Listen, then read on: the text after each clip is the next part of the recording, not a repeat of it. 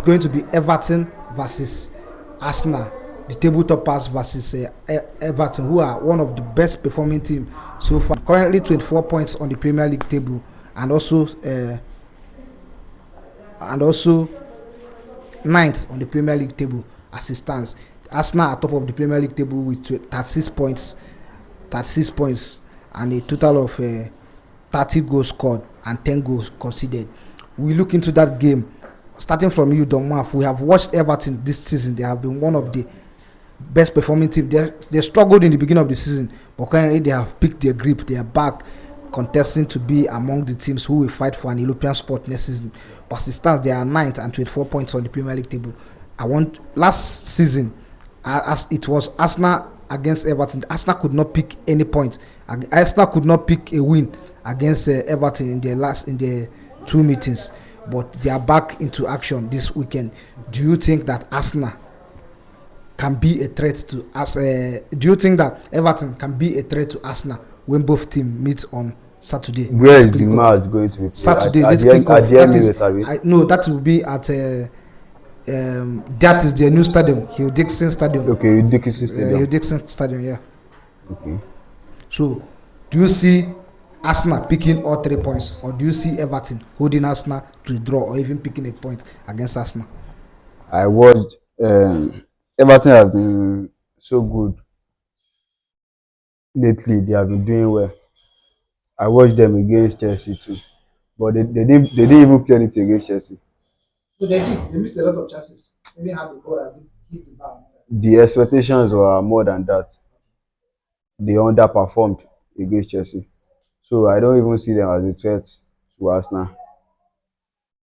A win for Arsenal, easy win for Arsenal. Going to be an easy win for Arsenal. Yeah. IBB, last time out in the Premier League at your home at Emirates Stadium, it was a 0-0 draw. Then when you visited they were playing at what is the name of that? Goodison Park. Then they were at Goodison Park last season. So out of that time, it was a goalless, a 1-1 draw at Goodison Park. Now, in your last 4 meetings, it has been 2 winnings for Arsenal and the 2 draws in total. Looking at that game, do you think that Arsenal? We saw how Arsenal struggled against Wolves. Do you think that Arsenal are going to pick all 3 points against Everton? Or is it going to be a game that Everton will give Arsenal a very big fight? What type of game are you expecting when you take on Everton at Hugh Dixon Stadium in Liverpool? Of course, Everton currently one of the best teams in the Premier League this season. They just went to 9th position after losing to Chelsea on the last weekend, and we have to consider the fact that Arsenal are also having a bit of rest all through the weekend. I think the form of Arsenal dipping is credit to the very busy schedule in December, and that 1 week break, I think, is giving them a breather to the game on Saturday, and I believe Arsenal is going to edge them. Arsenal is going to edge them because they have a lot of players available to them now. So Arsenal is edging the game. I'm still with you, IBB. Oh, don't worry. Let me continue with Dre, you watched your game Everton versus Chelsea last time out, and you watched how good Everton was against Chelsea. We also watched them when they played Manchester United, where they picked a red card in the 12th minute, and at the end of the day, they picked all 3 points, and they had a very defensive compartment against Manchester United. But you watched them. Going into that Arsenal's game, do you think that Everton is going to be a threat to Arsenal, or do you think that it is going to be a walkover of Arsenal? Like I normally say, there is no team currently that is a walkover. All teams are playing to win, to gather the points. So, but we can't just believe that Everton as a team will just come out in their home, decide to come into the pitch and then decide to give Arsenal the 3 points. That won't happen. So definitely everybody will have to fight for the points. So, but if you look at the way Everton have been playing, actually you can't judge them with Manchester United game. Man is a very inconsistent team, unserious team, very useless team. So you can't use that to judge them actually. So, but if you look at the way they play against Chelsea now, they played very well. They played well. They hit the woodwork. They try to score. They try to like control the game. Just that Chelsea won due to let me say superior yes quality. So it's not as if we outplayed them actually. So Arsenal we have to do even more better. And with I believe I'm not sure if the full backs are back, the central backs are back. So Arsenal have to still consider that in the game. So because if you are playing against a very stubborn Everton team, and you are not using your main central back, then that should like okay tell you that there is a problem somewhere. These are teams that can capitalize on your weakness and use it to punish you. So I believe the game will be even. We will be even, although Arsenal have just a slight advantage over them. IBB, after 12 games in the Premier League, you only conceded six goals. But currently, after 16 games, you have conceded 10 goals. What has been the issue? Why all of a sudden, Arsenal's defense, which was one of the most compacted defense in the Premier League, you are still the team who has conceded the least goal, because after Arsenal, who conceded 10 goals, the next team is Chelsea, who has conceded 15 goals, and Crystal Palace, which also has conceded 15 goals. So your defense remains one of the most compacted. But we all know that your defense is not that type of defense that let in goals this season, since the start of this season. But after in your last 4 games, you have let in 4 goals. So what has been the issue? Why are Arsenal conceding goals these days? Why? Gabriel Magalhaes. Okay, you think that the absence of Gabriel and the absence of Saliba has been the issue? Of course, we've had both the best partnership in the Premier League in the last years have issues with injuries. So they've been very consistent. They've been very, very, very brilliant since the beginning of the season. And boom, injury is here. And we have that challenge, to replace them with players. And we have Mosquera, who is a very good replacement, coming to put a good shift. Also went down for a 6-week injury. So you just want to see that there's going to be a defensive shambles for some time until the players come back. But last game we had Saliba back, and it was obvious that he was back as well. We were forced to play Timber in centre back, right? Forced to play Ben White, who has also gone down to injury. We were forced to play him for 90 minutes over 3-4 games, and he didn't have choice but to go back to injury because he's just coming back to fitness, and he was forced to play so many minutes beyond where as he should be introduced. But then we didn't have choice. We didn't have any other options. But thank God Saliba is back now, and we're expecting Gabriel back in a week or two, and the defensive solidity will be back as soon as possible. So I think the injuries have played a very huge impact on us. Squad or no squad, when you have 3 of your 4 centre backs out, they most definitely you just have to bring other players to put in a shift, but then you can't expect as much quality from them as your main centre backs. So I think that's what the issue has been in defense. But kudos to those that are playing. They are still trying their best, and they are still putting the, like you said, they are still one of the best shifts in the Premier League. The map, we saw how Arsenal played during when Odegaard was injured. They had Daisy playing in that middle, but since Odegaard came back from injury, we have seen Arteta using Eze as the winger, while Odegaard maintains that middle pack in the that central role. But looking at it from this side, I think Arsenal were more creative when Eze was there than when Odegaard came in. Do you think that the coach should consider maintaining that ideology of using Eze in that middle, or do you think that it's time for him to keep Eze on the bench and use a natural winger? What do you think? You know, Trossard, Trossard has been playing in the left wing all season. Eze was played there because of Trossard injury in that game. No, okay. Eze was played there in that game. So Odegaard is back from injury like this, but this time I think Eze is in form. I think he has just hit his form like this. So when a player is in form, you should continue playing him for him to be delivering, for him to keep up with the form and delivering those goals and assists. Not just goals and assists sef. He's been playing really well in the game. He's having an impact in every game Arsenal he played for Arsenal this season.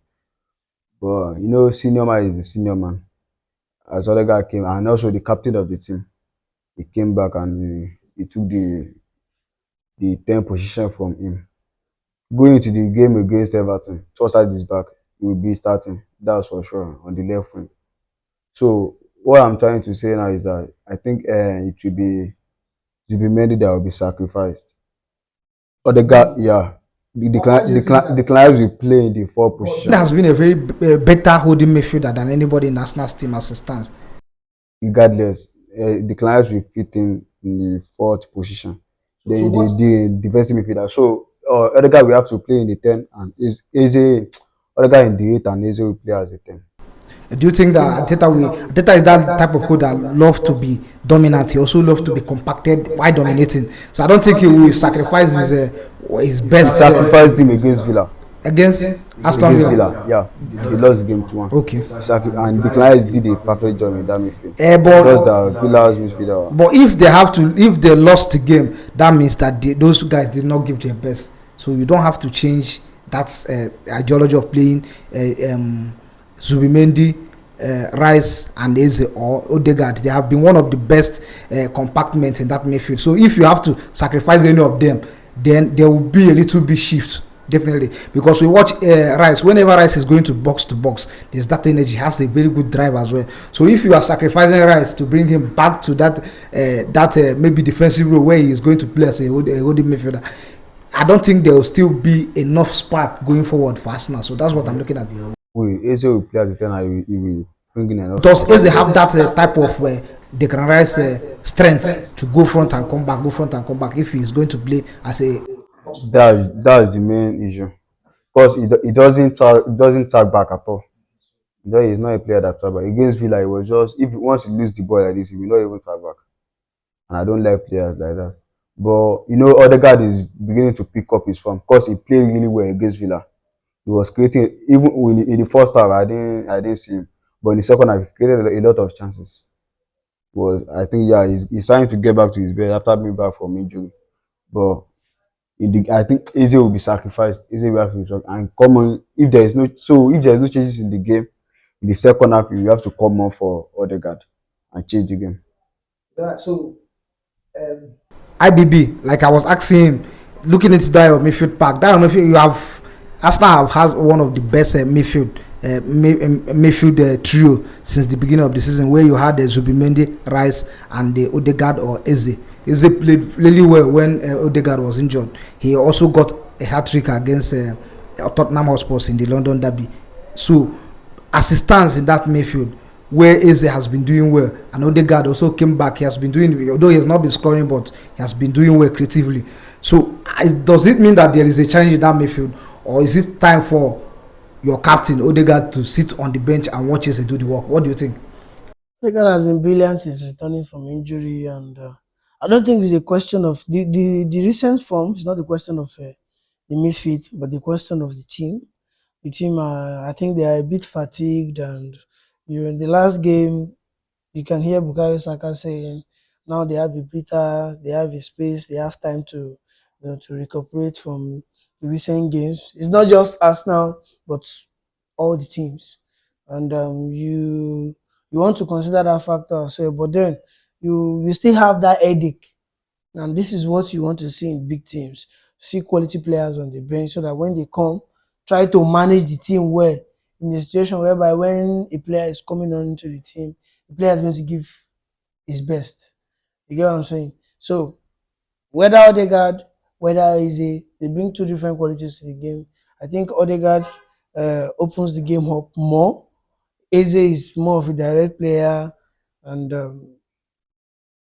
the only static starter that we have is Declan Rice. Zubimendi could be sacrificed. Just like he said, he has been sacrificed. He said he was sacrificed against Crystal Palace. Against Crystal Palace when we won 1-0, when Odegaard got injured. Sacrificed before Odegaard got injured and he was brought on into the game. And that was the first time we got to see Declan Rice back in the 6th position, and Eze and Odegaard were in the park.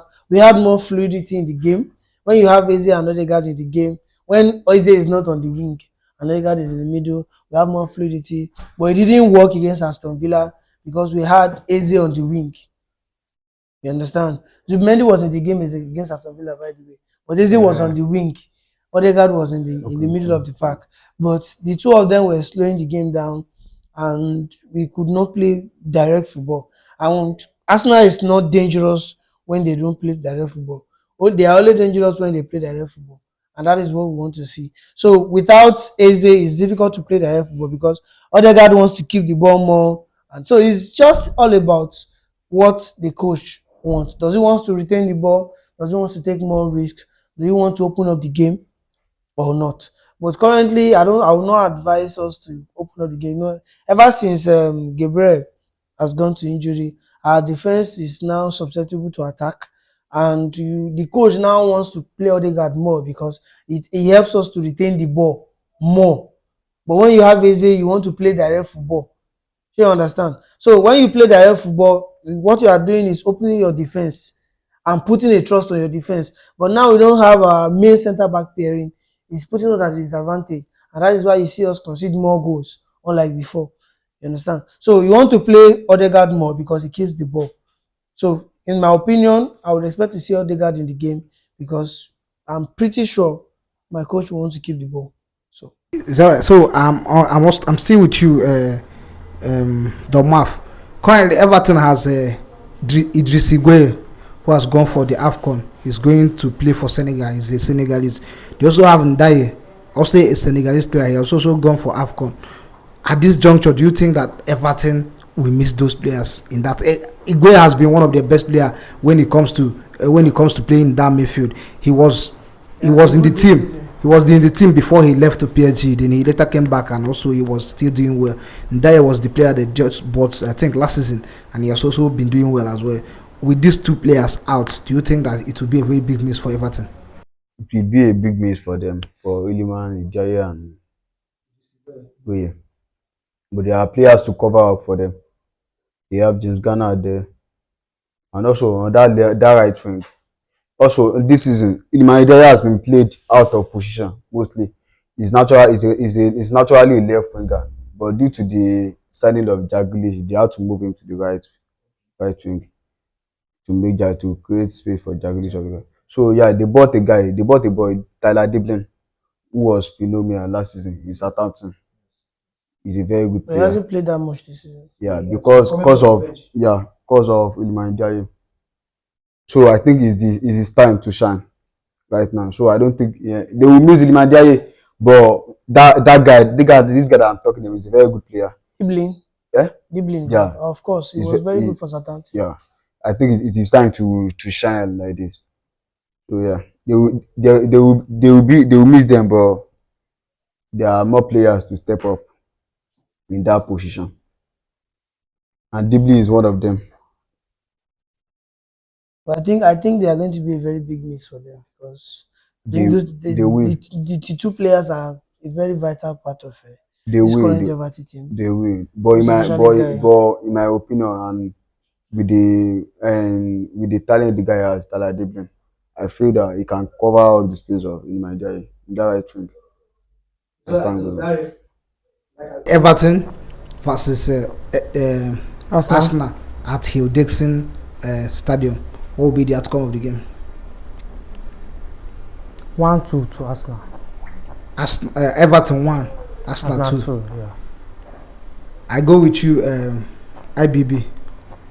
Everton versus Arsenal at Hill Dixon Stadium. What will be the outcome of the game? 1-2 to Arsenal. The Domaf, Everton versus Arsenal. What will be the outcome of the game? 3-0 to Arsenal. 3-0 to Arsenal. So at the end of the game, we will revisit your predictions. But for me, I'm seeing Arsenal 0, Everton nil.